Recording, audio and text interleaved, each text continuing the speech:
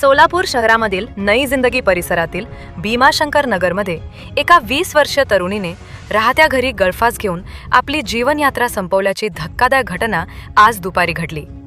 या घटनेमुळे परिसरात मोठी खळबळ उडाली आहे।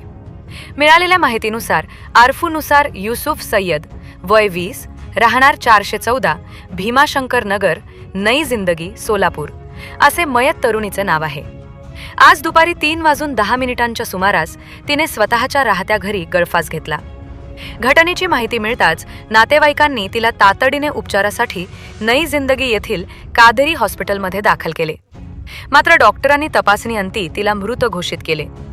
त्यानंतर मृतदेह शवविच्छेदनासाठी शासकीय सिव्हिल हॉस्पिटलमध्ये पाठवण्यात आला आहे। घटनेची माहिती मिळताच MIDC पोलीस ठाण्याचे वरिष्ठ पोलीस निरीक्षक आपल्या पथकासह घटनास्थळी दाखल झाले। प्राथमिक माहितीनुसार मयत आरफूनुसार हिने यापूर्वीही आत्महत्येचा प्रयत्न केल्याचे समजते। मात्र तिच्या टोकाच्या निर्णयामागील नेमके कारण अद्याप अस्पष्ट आहे। सध्या MIDC पोलीस ठाण्याचे पोलीस हेड कॉन्स्टेबल शिंदे या प्रकरणाचा पुढील तपास करत आहेत। काय झालं? काय घरात कोणी पण नव्हतं, दोन्ही बहिणी होते।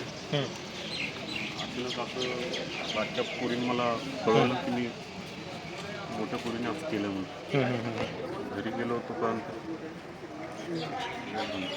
काय तुम्हाला समज आली म्हणजे काय झालंय या निमित्ताने? किती वाजता घडली ही घटना? 3 वाजता। तुम्ही कुठं होते? मी बाहेर होतो। ओके, तुम्हाला कसं कळलं हे झालं म्हणून? मोठ्या बारक्या पोरीने मला फोन केला। काय पोरीचं नाव? मुस्कान। मुस्कान। तुमचं नाव?